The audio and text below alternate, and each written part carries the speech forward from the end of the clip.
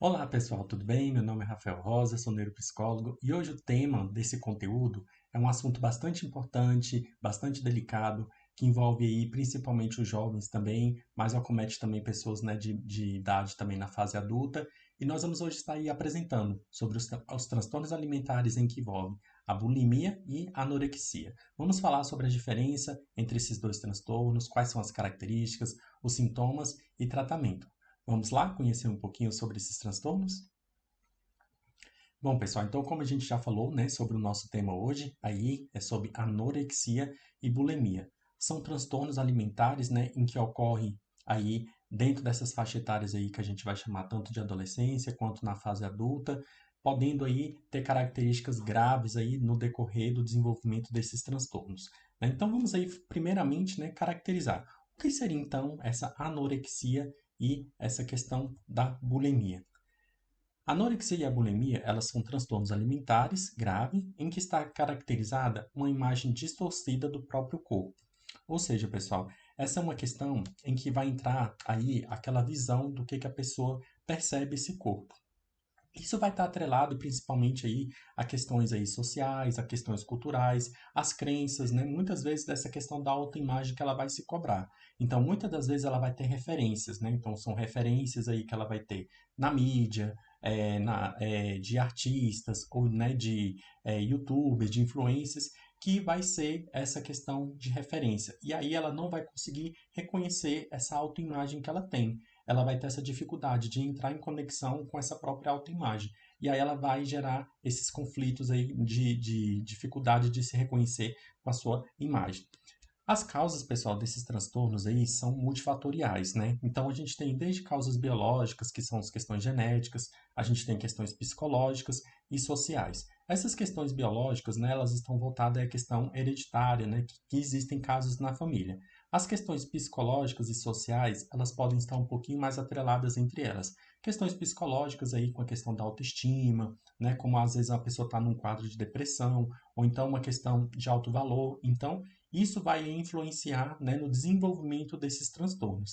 E as questões sociais aí que são as principais aí, né, mais fortes influentes aí para a geração desses transtornos, porque é aí que é onde a gente vai ter as referências daqueles padrões, né, com culto ao corpo, culto à beleza, que essas pessoas acabam, né, se perdendo um pouco nessa distorção aí e nessa questão de padrão que é imposto, né? Então, o que que é o belo, o que que é o ser desejado, o que que é o seu aceito, vai estar muito configurado nessa questão com o corpo, né? Principalmente com a magreza, não só com o corpo, né? Mas nesse critério, né? De peso.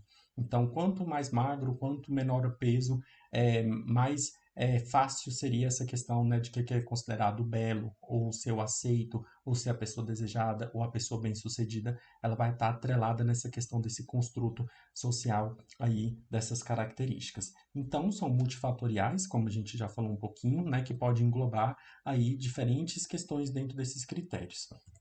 Então vamos aí falar sobre o primeiro, né, que seria anorexia, né, através do DSM-5, né, e o CID-11, que vai categorizar como que são esses transtornos.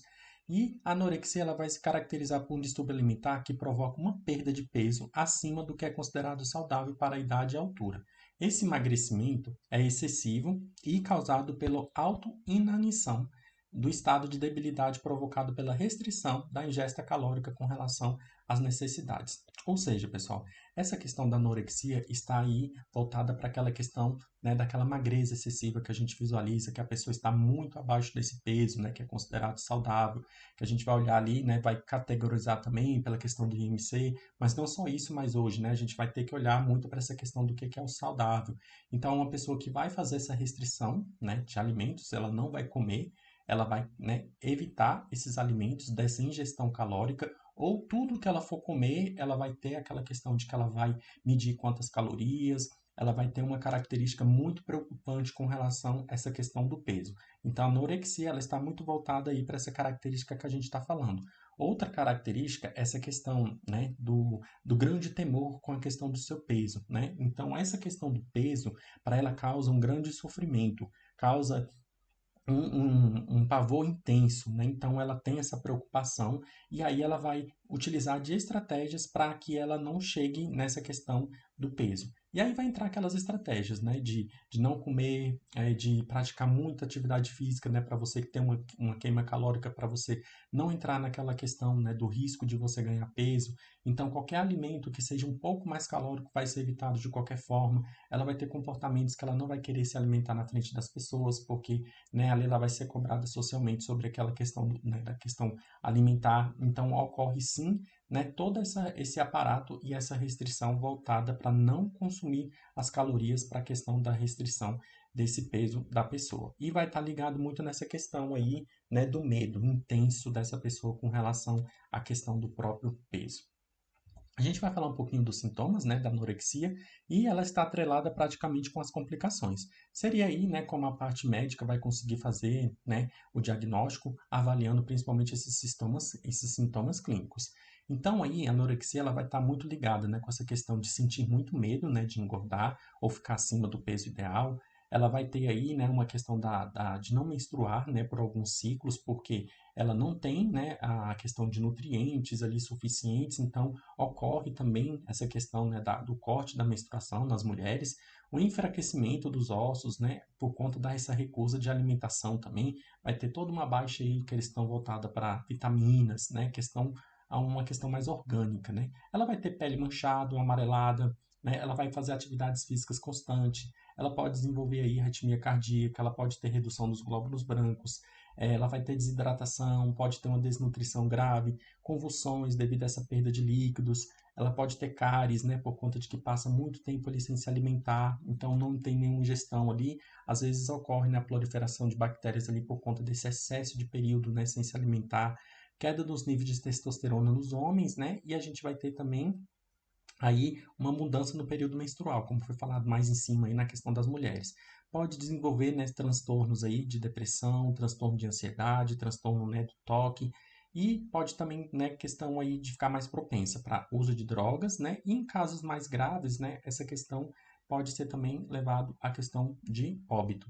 Então a gente visualiza que são sintomas, né, extremamente graves, porque são quadros que afetam principalmente essa parte clínica da pessoa, né? Então, ocorre uma questão de desnutrição por falta de nutrientes, ocorre aí, né, uma baixa ingestão de nutrientes e de calorias que essa pessoa ela fica praticamente inerte, exposta praticamente a todos os fatores patológicos também que ela pode adoecer, porque ela fica numa grande vulnerabilidade e vai desencadeando, né, outros quadros mais graves aí de desnutrição, né, que pode aí chegar às complicações mais graves como a questão da morte.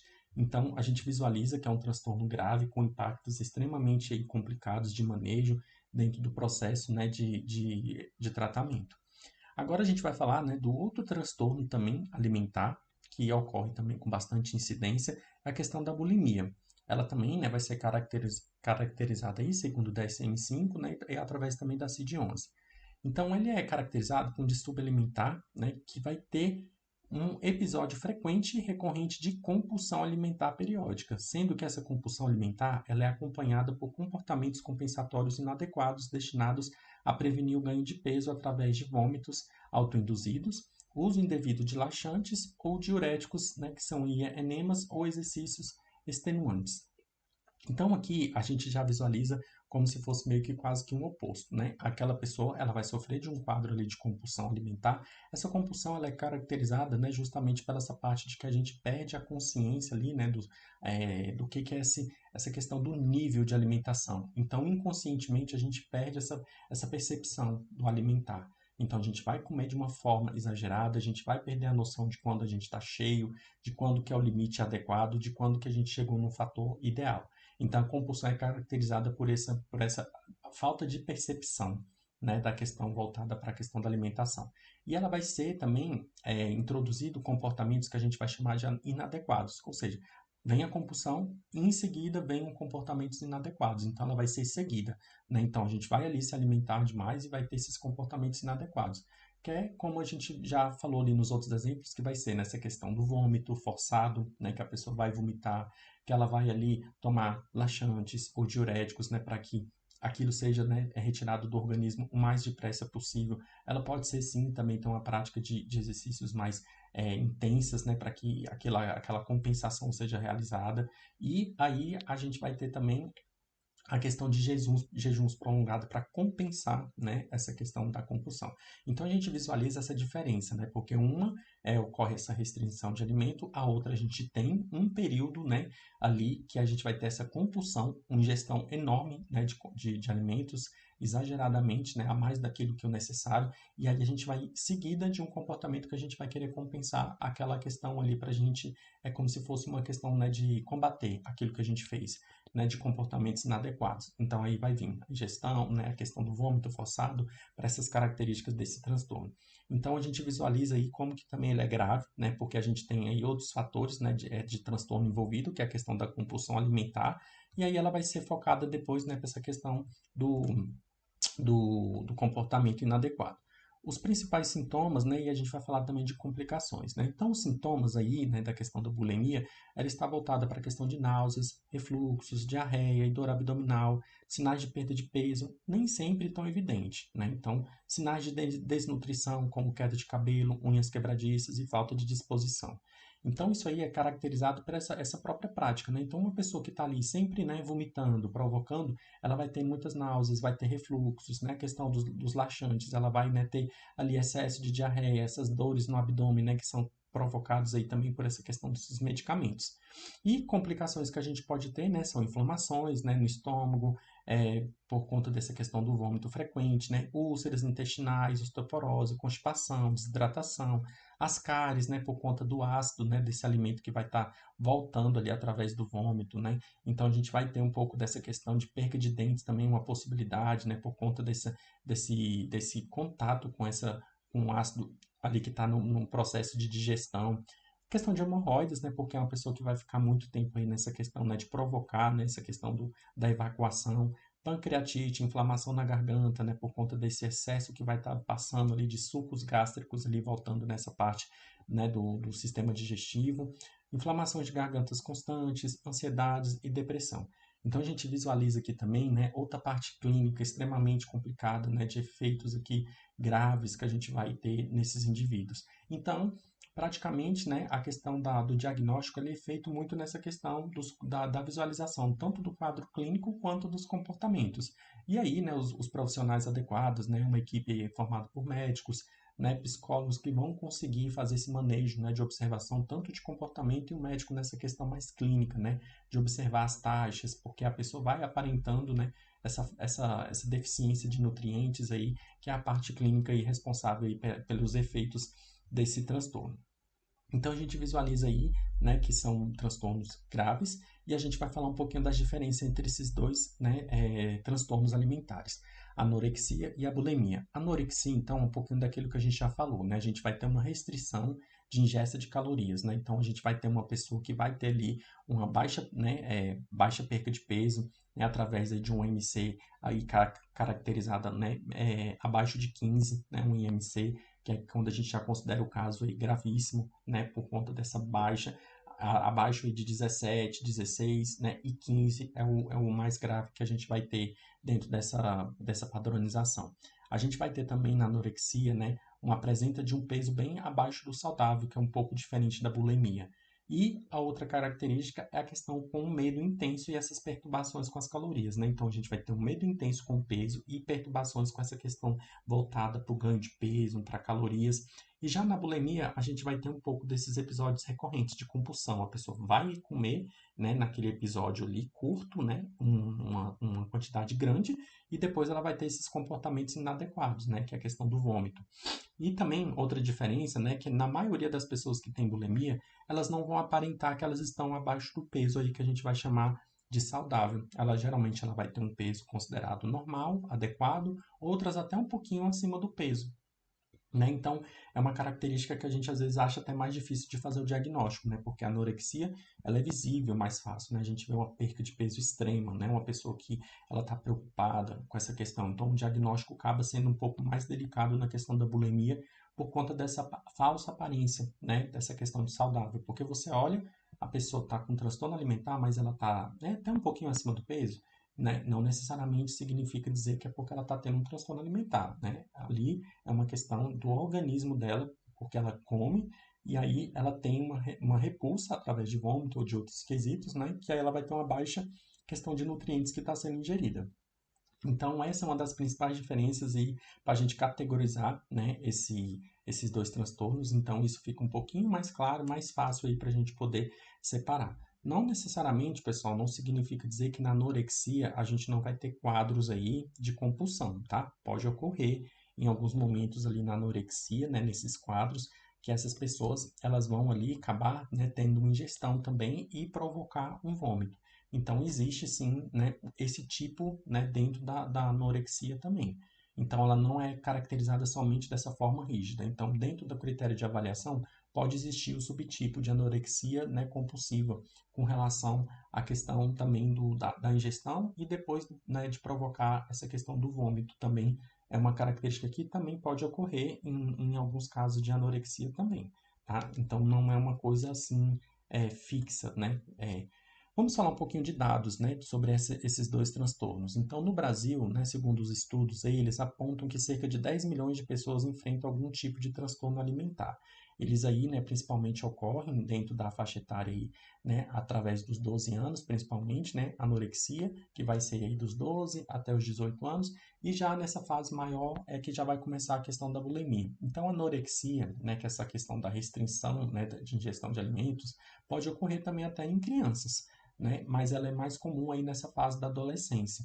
E depois, já para começar essa fase adulta, é que já começa esse comportamento da questão ali do transtorno de aparecer um número maior de bulimia, né? Que é essa questão de ingerir bastante e depois provocar a questão do vômito, né? Então, é uma característica que já ocorre numa fase já depois ali, né, da questão da adolescência de uma forma de frequência diferente. A prevalência, né, que aí os estudos vão mostrar que ocorre principalmente, né, nas mulheres, porém o número de casos de homens vem crescendo bastante, né? Isso vai mostrando, né, que é uma questão voltada para principalmente também para a questão cultural, porque antigamente, né, as mulheres eram muito mais cobradas com essa questão da aparência, do físico, e hoje também já tem uma cobrança com a questão do masculino, né, para essa questão do peso, para a questão da magreza. Então, esses transtornos também já começam a aparecer também, porque já passa a ser uma cobrança também para a questão do gênero masculino. E isso já vai aparecendo aí, por isso que essa questão social, cultural, ela é extremamente, né, colaborativa para essa questão dos transtornos. Fatores de risco, né, que os estudos vão apontar, é a questão do gênero, né, porque a mulher ainda ela é muito cobrada, né, nessa questão, desde a infância ali, né, a mãe, o pai vai ficando sempre falando, né, para ela não que ela não pode ser gorda, que ela, né, que senão as pessoas não vão gostar dela, que ninguém vai querer namorar com ela, que nenhum marido vai querer casar com uma mulher gorda. Então, isso, né, já a questão do gênero ela é muito mais cobrada para a questão da mulher. A questão da adolescência, né, que ali a gente entra naqueles fatores, né, de desenvolvimento, aceitação, a vulnerabilidade, né, a cobrança também é um fator de risco nessa faixa etária. Histórico familiar, que aí vai ingerir, que vai englobar essa questão, né, de aspectos hereditários, né, que são casos na família, e a questão profissional também, né, que ela é muito voltada, ou seja, uma pessoa que trabalha, né, com moda, uma pessoa que trabalha aí no meio artístico, uma pessoa, né, que ela é uma referência, né, de padrão, então ela vai também vai ser caracterizada aí como um fator de risco, né, porque ela vai ser muito mais cobrada dentro da profissão dela, dentro da exposição de pessoas que, né, por conta dela ser uma pessoa que trabalha com a imagem. Então, quanto mais essa pessoa trabalha com essa questão da imagem dela, mais cobrada ela vai ser e ela vai ser também um fator a mais para que ela possa desenvolver também esses transtornos aí por conta, né, dessa autocobrança e dessa cobrança que ela vai receber principalmente com a questão da imagem dela. Então, é um fator também de risco. A questão de cura, né, pessoal? A gente fala muito aí na questão dentro da nossa área da psicologia, essa palavra cura, ela é muito debatida, né? Muitas abordagens vão concordar que existem curas, né? Outros a gente já vai trabalhar, né, que não existe cura, né, que a palavra cura é uma coisa muito complexa da gente definir. Mas, né, os estudos apontam que o quê, pessoal? Que existem sim, né, casos que a pessoa vai fazer um acompanhamento, um tratamento, onde possa ocorrer essa remissão desses sintomas, né? Que aí a gente poderia falar que aquela pessoa não está mais passando por esse quadro. Ou ainda, né, que ela possa, né, fazer tratamentos e ainda ter algumas recaídas, né, dentro do quadro, ou não existir mais essa questão das recaídas, né? Então, dentro desse quadro, existe tanto essa questão das possibilidades, né, da pessoa é, ter recaídas, né, esses quadros acontecerem volta e meia, e também esses quadros também não ocorrerem mais de uma forma que a gente poderia falar que não ocorre mais, né, as características desses sintomas nas pessoas. E para a gente finalizar, a gente vai falar um pouquinho aí sobre o tratamento, né, da bulimia e da anorexia. Então, como é que é feito o tratamento, pessoal? É uma questão que tem que envolver, né, um tratamento e um acompanhamento multiprofissional, onde a gente vai ter aí, né, a questão de uso de medicamentos, a psicoterapia, questão de nutricionistas, educador físico e também, né, a rede de apoio, que vai envolver aí a família, amigos, o meio que essa pessoa está inserida. Então aí a gente vai visualizar que como também ela tem vários fatores, né, tanto genéticos, quanto clínicos, quanto psicológicos, quanto, né, dessa questão social, ela também vai ter que ter essa intervenção multi, né? Tanto de causas, quanto também a gente vai precisar para tratamentos para isso. O médico, né, vai fazer essa avaliação mais clínica para acompanhar esses sintomas que são graves, né, que podem ocorrer até a morte por conta da pessoa não ter nutrientes, né? Então vai ter uso de medicamentos, vai ter um acompanhamento clínico, né, com relação a todas essas taxas, e aí vai envolver endócrinos, psiquiatras, né, clínicos, com relação a esse acompanhamento mais na área médica. A questão de nutricionista vai ser para tentar fazer essa reeducação, né, sobre os alimentos, sobre criar aí dietas, né, que caibam dentro dessa realidade da pessoa, sobre a funcionalidade dos alimentos, que é uma parte onde vai ter que fazer essa psicoeducação. A questão da área, né, da questão da psicologia, é justamente a gente trabalhar essa questão com a autoimagem, essa questão com a autoestima, né, dessa autopercepção do seu corpo, para a gente aí trabalhar essas crenças, né, disfuncionais que foram, né, sendo criadas com padrões, né, que são exercidas aí pelo meio social, e a rede de apoio é fundamental, né, para que ocorra esse acolhimento, que ocorra, né, que pare também de ter essas cobranças, porque muitas das vezes até esse meio social próximo, tanto da família quanto de amigos, ocorre essa cobrança, né? Nossa, você tá engordando, hein? Cuidado. Nossa, você está desleixada, né? Porque cuidado, senão, né, você vai, né, a pessoa vai te trair, vai te separar. Então, olha né, como que essa questão social ela interfere, como que ela cobra, né, para essa questão do desenvolvimento desse transtorno.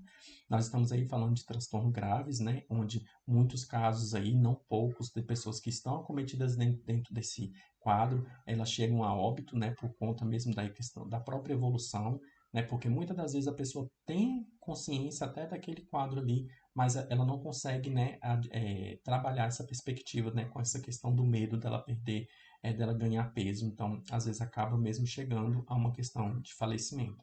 Então, é muito importante a gente trabalhar isso, principalmente hoje com jovens, né? Tem crescido bastante os casos, né, de transtornos alimentares e eles vão ficando mais elaborados cada vez que passa, né? Então, não é mais somente características de bulimia, né, da questão de anorexia. A gente tem aí quadros bastante complexos, né, dentro desses quadros de compulsão alimentar, que vão englobando cada vez mais fatores, né? Então, a gente percebe que por conta dessa atualidade, por conta dessa questão de exposição, de referências, a gente visualiza muito nessa questão que às vezes a gente observa até um terrorismo nutricional a respeito, né, de que se você comer isso, comer aquilo, você vai, né, engordar e vai aparecer uma celulite. Então, é um bombardeio de informações muito intensa, né, e essas pessoas que estão dentro desse quadro de vulnerabilidade, que a gente vai chamar assim, né, mais propensas, principalmente adolescentes, vai ficar muito difícil de manejar essas questões, né? Então, a gente precisa muito estar atento, né? Principalmente nas redes sociais. Quem são as pessoas que a gente segue? Quem são as pessoas que a gente está ali tendo como, né, referência? Porque muitas das vezes esses padrões e essas referências que a gente tem são altamente adoecedoras, né? Porque cobra muito essa perspectiva do corpo perfeito, né? Do corpo magro, do corpo belo, do corpo atraente, né? Isso em vários meios, tanto para homens quanto para mulheres, né, e tem sido colocado de uma forma muito intensa, de uma forma, né, que é um espaço ali que é como se você fosse garantir se você vai ser bem sucedido ou não, uma questão vinculada à questão do seu peso. Então, por isso que a gente visualiza que tem aumentado e que tem se tornado, né, aí um grande precursor aí de estudos, né, de acompanhamentos, né, de prevenção por conta desses detalhes de que a gente está sendo bombardeado o tempo inteiro. Então, se você está começando a sentir que você está passando por essa questão de compulsão, né, está acontecendo alguma coisa que você não está conseguindo se perceber, ou se você está se baseando demais, né, de que você começa ali a contar quantas calorias você já ingeriu, quanto, né, de flexões, o quanto de atividade física você tem que fazer para queimar aquilo, você tem que ligar seu, né, sua luzinha de atenção, peraí, né? E aí começa a perceber, né? Você precisa buscar hábitos saudáveis, né? Porque tudo que é extremo, a gente às vezes vai, né, causar questões também desgastantes e adoecedoras. Então, muitas vezes, não, eu estou cuidando do meu peso, eu estou cuidando da minha saúde. Ela também dá essa falsa sensação de cuidado, né? Eu estou cuidando do meu peso, da minha saúde. Isso daqui é uma questão não de estética, mas sim também de cuidado com a saúde, né? E às vezes vem revestido disso e a gente acaba, né, atropelando um pouquinho desses quesitos aí. Então, se você gostou desse conteúdo, se você curtiu, aí comente, compartilhe com as pessoas que às vezes passam por isso e não estão identificando que isso é um transtorno alimentar. Às vezes a gente pensa que é uma fase e não é, né? Então, compartilhe, não deixe que essas pessoas, né, sofram desses transtornos sozinhas, porque é necessário um acompanhamento multiprofissional, porque é um transtorno bastante delicado, né, e que precisa dessa intervenção ativa de todos os meios, tanto aí profissionais quanto dessas redes de apoio, para fazer novos ressignificados com essa questão aí da sua autoimagem. Aguardo vocês aí no próximo vídeo, né, a respeito de novos conteúdos e até breve, pessoal. Tchau, tchau.